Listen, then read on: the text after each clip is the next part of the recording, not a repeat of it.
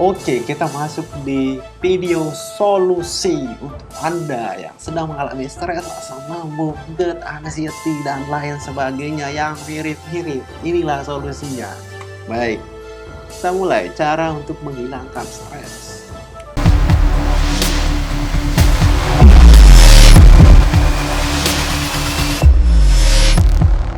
Stres, temukan penyebabnya. Di video sebelumnya saya sudah memberitahu Anda bahwa penyebabnya ada 4 hal. Dan saya akan memberikan sedikit contoh di penyebabnya ini juga yang masuk ke contoh. Kemarin konsepnya saja.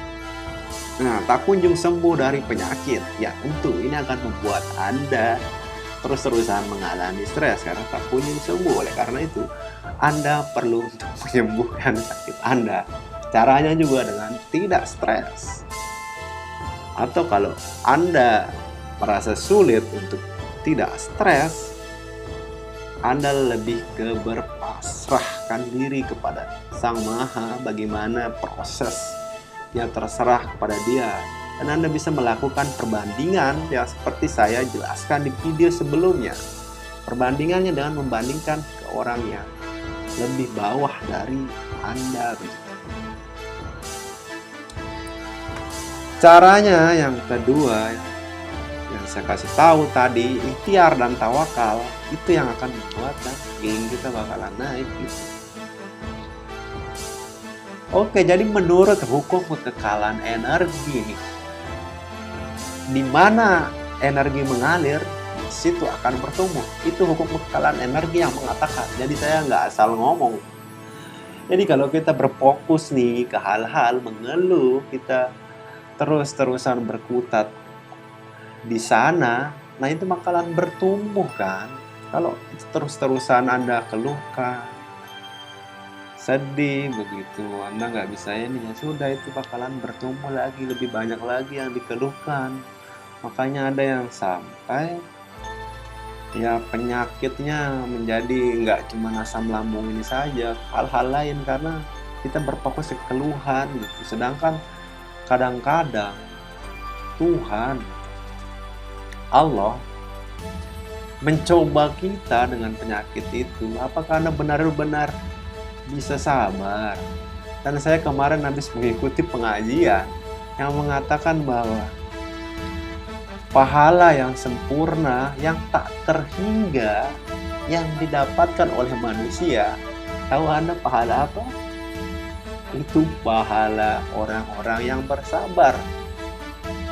Nah itu kan jadi pahala kita banyak nih gitu.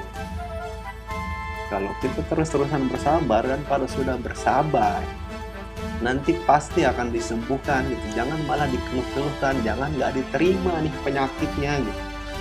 Pernahkah Anda mendengar Nabi Ayub yang lama banget nggak sembuh-sembuh, yang ada yang nggak diserang oleh penyakitnya itu hanya lidah dan hati. Dia kan kena semacam penyakit cacar gitu, penyakit kulit.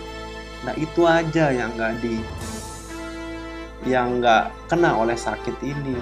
Dia meminta hal itu saja ke Tuhan. Tahu alasannya apa? Supaya saya terus bisa berzikir, menyebut namamu, gitu dikatakan. Dan lama terus-terusan begitu menyebut nama kan, otomatis kan dia meskipun sakit begitu dia tetap nih percaya dengan Tuhan bahwa semua yang diberikan itu ada pasti hikmahnya. Terus-terusan aja tabah pokoknya dia. Tapi dia tetap nih nggak berputus asa begitu. Nah ini paradoks kesembuhan seperti yang saya bilang. Paradoks kesembuhan, kalau kita terlalu berputus asa, nggak sembuh-sembuh. Bahkan kalau sampai berputus asa, itu yang membuat kenapa ada orang yang bunuh diri. Karena dia sudah nggak ada tujuan di dalam hidup, sehingga dia berputus asa. Nggak mau melanjutkan, ya udah bunuh diri. Jadi itu karena terlalu berputus asa. Tetapi sebaliknya, kalau kita terlalu bernafsu sekali untuk mendapatkan kesembuhan, itu juga bisa menghambat seperti di video sebelumnya yang saya kasih tahu kan, seperti mencari kunci gitu. Dan kayak kakek saya pernah mengatakan gini tuh, pas saya lagi luka gitu ya. Nah, pas masih kecil kayak peduli banget sama luka ini, kayak bentar-bentar dilihatin, bentar-bentar diobatin gitu ya. Nah, kalau kayak gitu, kakek saya mengatakan ini, jangan terlalu dipegang, jangan terlalu dianeh-anehin, pokoknya begitu. Itu tandanya kamu sayang kalau kamu terlalu aneh-anehin dia, gitu kata kakek saya. Kayak ya karena umurnya banyak gitu, makanya lebih pengalaman. Sedangkan ilmu pengetahuan juga mengatakan hal tersebut di fisika kuantum tepat. Jadi jangan terlalu berniat banget, bernafsu sekali gitu. Kalian kesembuhan, dijalani aja dengan ikhlas. Saya juga saya tahu rasanya benar-benar. Saya pernah mengalami yang seperti Anda, sampai akhirnya bisa sembuh total sekarang. Itu saya cari dulu penyebabnya apa gitu, saya sakitnya gimana. Kalau Anda penyebabnya stres, ya stresnya dihilangkan gitu. Nah, kita fokusnya ke bersyukur nih, meskipun terus-terusan ya sakit luar biasa kita rasa gitu.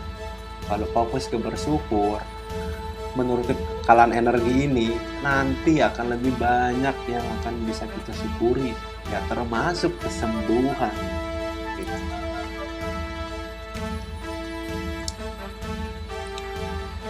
Nah, yang kedua ini juga rata-rata ya dialami karena tidak ada kerjaan dan kegiatan.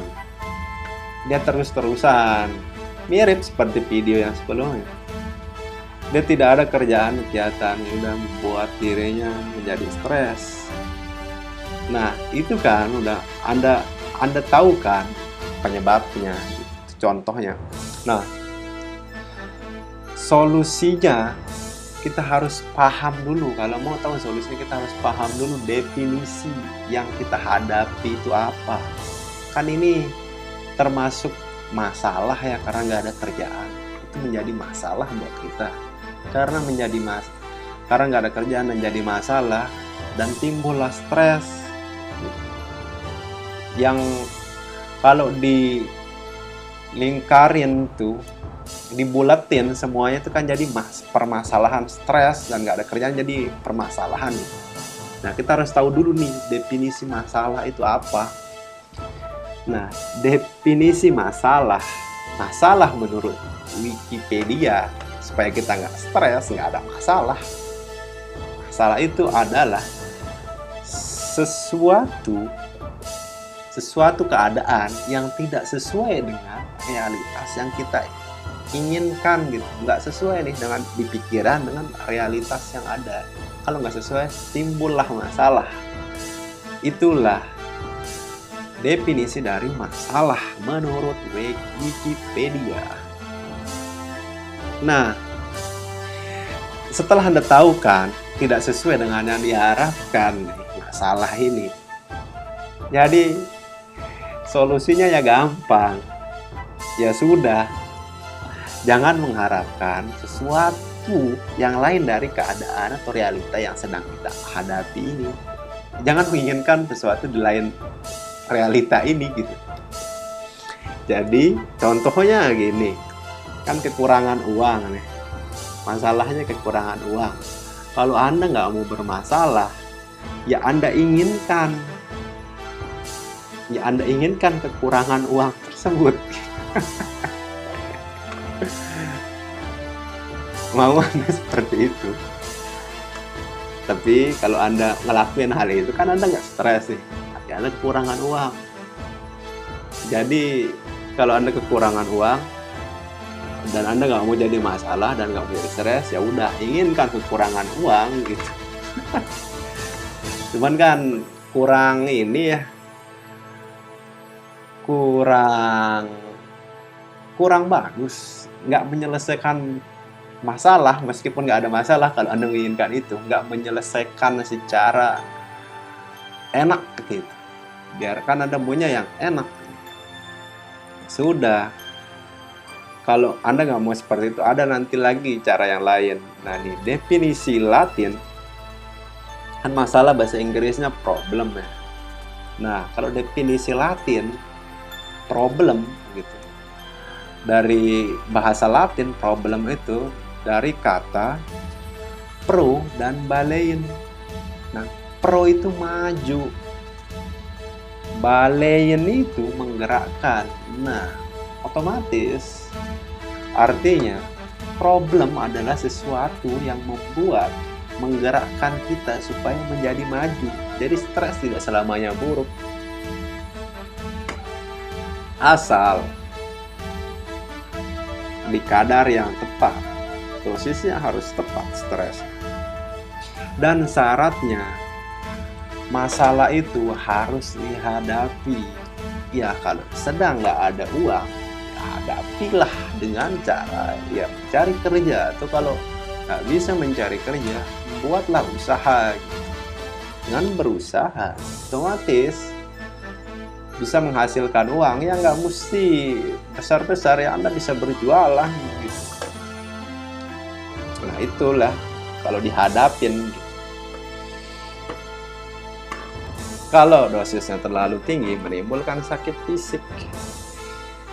Nah, kalau orang yang nggak menghadapi permasalahannya, sama nih seperti yang saya jelaskan tadi, dia akan sampai ke tahap bunuh diri. Karena kan problem membuat kita maju ya, membuat menggerakkan kita maju. Tapi kalau nggak dihadapin permasalahan itu, nah jadilah bunuh diri. Makanya kalau kebanyakan orang yang mau maju nih, mau maju, dia akan menjadi banyak tanda kutip masalah gitu. Karena dia sedang bergerak maju, karena nggak sesuai kan dengan kejadian atau realitanya yang saat ini, makanya dia bergerak maju. Nah, bergerak maju ini sebagaimana kedewasaan kita untuk menghadapi masalah ini. Dan jangan sampai membuat di kondisi fisik kita ini jadi stres. Dan melanjutkan video yang kemarin, karena terlalu banyak informasi juga kan, khususnya negatif, jadi Anda mesti hindari tuh informasi-informasi negatif itu.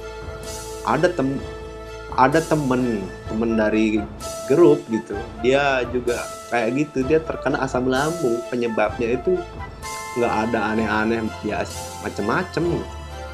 Yang ada karena dia dulu pas awal-awal Maret dia kerja di rumah sakit kan, dia terus terpapar oleh informasi covid gitu, yang membuat dia stres, jadi asam lambungnya terus naik. Udah, tapi sayang sekali dokternya hanya mengasih obat-obat saja gitu, nggak mengasih tahu bagaimana supaya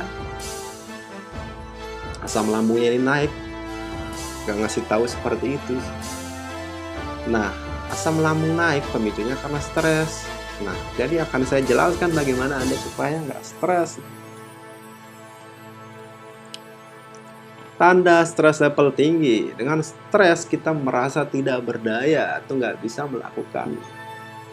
mengatasi masalah gitu.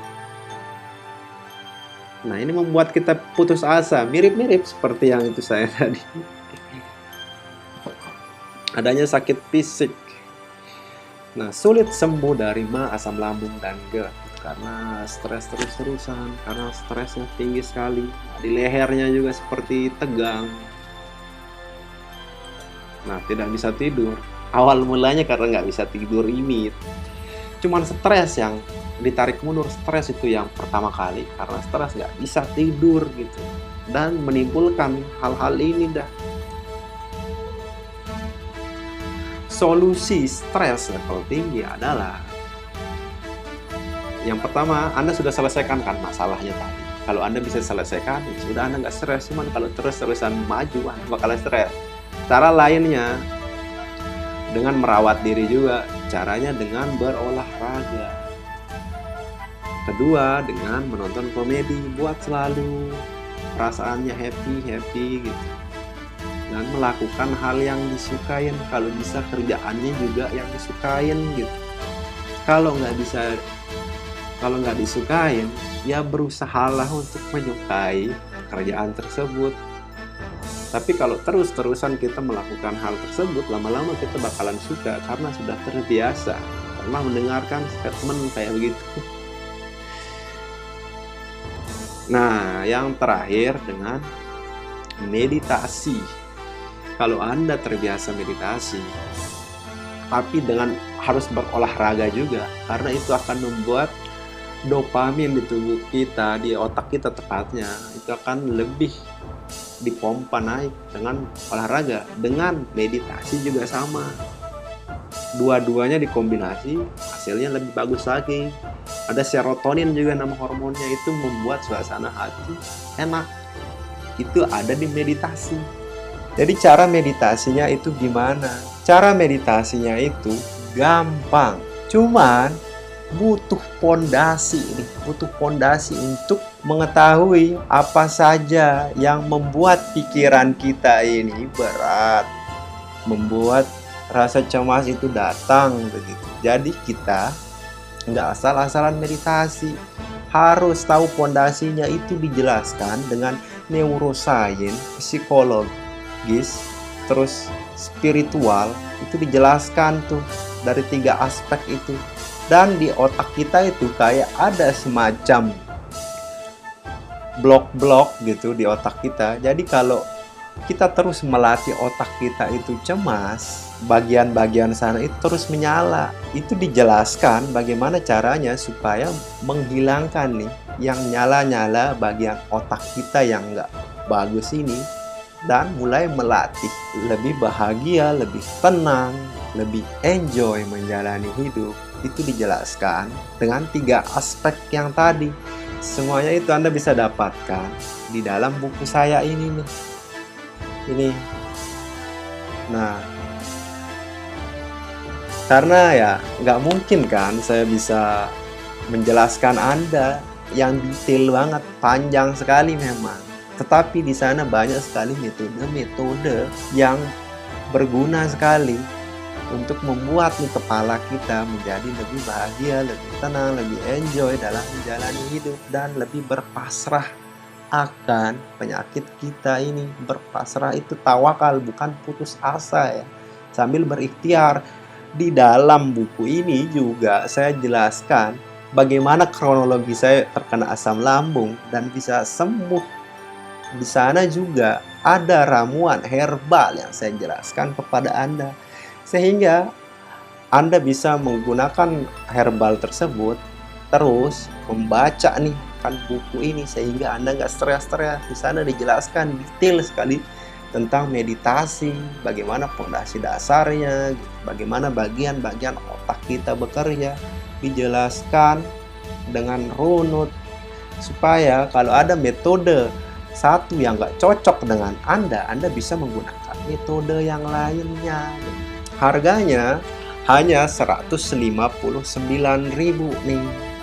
Tetapi kalau Anda merasa Anda sudah bisa menghandle pikiran Anda gitu, Anda sudah nggak cemas-cemas, nggak khawatir, ya Anda nggak perlu membeli buku ini. Saya hanya sharingkan kepada Anda. Jika Anda ingin mengetahui lebih dalam lagi akan hal ini, ya silahkan Anda order buku ini.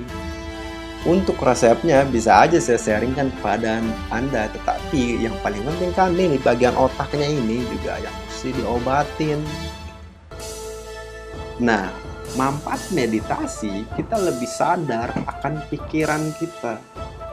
Jadi kalau kita lihat, kita hanya menjadi pengamat saja nih untuk pikiran kita. Kita sadar, kita sedang berpikir ini tanpa terjebak di dalam pikiran tersebut. Kita hanya pengamat. Kayak Anda hanya menonton TV, kayak begitulah kita melihat pikiran itu kalau sudah biasa menggunakan meditasi. Kita akan lebih bijaksana. Ini juga mirip dengan coping itu. Coping kita akan lebih bagus. Kita lebih bijaksana, kita bisa mensupport diri kita. Bahkan kalau udah nyupport diri sendiri bisa, itu bakalan mensupport orang lain. Bahkan gilanya kalau udah energi kita atau emosi kita bagus itu, kita cuma deket-deket aja dengan orang ini, dengan orang gitu, orang merasakan energi kita, dia kayak semacam ikut bahagia gitu, deket gitu. Nah, manfaat meditasi yang lainnya adalah dengan memberikan kita solusi-solusi, banyak sekali solusi yang diberikan. Karena kita pas meditasi, yang kalau awal-awalnya kita banyak sekali introspeksi diri, banyak sekali introspeksi diri. Oh, kenapa ya saya kamu? Jangan-jangan karena kamu menyakiti si ini, atau kamu bisa stres, kamu kepikiran si ini, kamu merasa belum dimaafkan oleh dia. Bisa juga kayak gitu muncul. Nah, bisa juga Anda kayak menemukan penyebab utama dari Anda sakit perut ini nih. Kayak saya, pas meditasi, saya menemukan bahwa yang membuat sakit perut saya itu, saya gini ya, kalau kita pas meditasi, gelombang otak kita itu kayak turun ke alfa, kalau husuk lagi ke theta dia. Nah, kondisi gelombang alfa ini sama kayak ketika kita sedang tahajud. Kenapa kita disuruh kalau kita meminta petunjuk? Alangkah baiknya kita di sepertiga malam kita disuruh kan tahajud untuk mencari petunjuk. Nah, itu sama menurunkan gelombang otak kita ini gitu. Nah, kalau udah begitu juga kita melihat pikiran itu hanya noise doang. Dia kayak suara kipas. Kita nggak terikat begitu dengan omongan pikiran ini. Dia itu hanya noise lah gitu. Itulah noise. Nah, karena sudah hanya mengamati pikiran, termasuk kalau kita berinteraksi dengan orang, misal dia melakukan sesuatu yang nggak kita inginkan, kita akan lebih sadar. Kenapa aku mikir gini ya? Gitu. Kita nggak mudah baperan gitu intinya. Jadi kalau nggak mudah baperan, ya nggak bakalan mudah marah kan? Gitu. Nah, yang lucu kadang kalau kita nggak mudah marah ini, kan orang nih kayak nggak ini gitu, melakukan sesuatu yang nggak baik lah sama kita. Karena dia begitu pun terus kita biasa aja, nggak malah menjaga badan gitu sama dia, malah dia jadi kayak udah males gitu melakukan hal-hal kayak gini nih, melakukan hal-hal yang nggak baik itu. Dia kayak kita nggak mempan lah gitu dengan dia, jadi dia ngalah, malah sejadi malah dia lebih baik ke kita. Itu pernah juga saya alamin kayak gitu. Nah, tidak mudah kecewa gitu. Anda putus, saya pernah putus sama cewek gitu ya, udah nggak mudah merasakan hal-hal kayak gini ya. Kalau sakit ini asam lambung ya, kita nggak mudah stres, nggak mudah menyalahkan keluar gitu ya. Udah kita terima, lebih menerima jadinya kalau udah pakai meditasi ini. Nah, kan alarm di tubuh kita ini, asam lambung tepatnya, dia itu kayak diciptakan ya, buat memberitahu kita ada yang salah nih di dalam nih. Rubah nih kebiasaan kamu nih, ada yang salah di dalam dirimu ini. Dia kayak sebagai alarm ngasih tahu kita, ya harus bercermin nih, ada apa, kebiasaan apa yang salah. Nah, jadi meditasi juga membuat gula darah kita menjadi normal. Kalau gula darah normal, otomatis kan nggak mudah stres, karena kortisol itu di sinilah letaknya. Nah, sakit kepala menjauh. Saya dulu sering banget sakit kepala. Setelah kenal meditasi, udah nggak ada itu sakit kepala. Ada sih sekali dua sakit kepala, tapi penyebabnya bukan karena stres. Bukan karena stres, tapi lebih ke sinar cahaya dari laptop atau HP gitu, itu yang membuat nih sarafnya apa gitu, pas saya pakai kacamata ya udah hilang. Nah, hati nurani kita lebih terdengar, kasih tahu kita lebih introspeksi diri, hubungan sosial kita lebih baik seperti yang saya katakan tadi kan. Nah, di sisi lain, karena makanan atau hormon kortisol, makanan yang saya sebutkan seperti yang sebelumnya, kurang serotonin, hanya lebih bagusnya Anda makan pisang, di sana banyak serotoninnya, dan bermeditasi.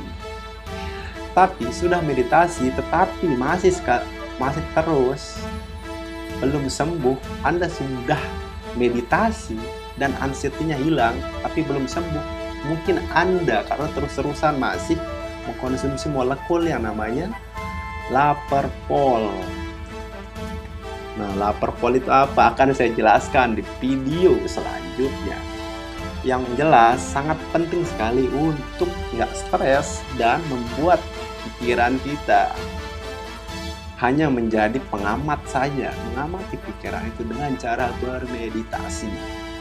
Anda akan merasakan kegembiraan pokoknya kalau Anda menggunakan itu. Lebih bahagia.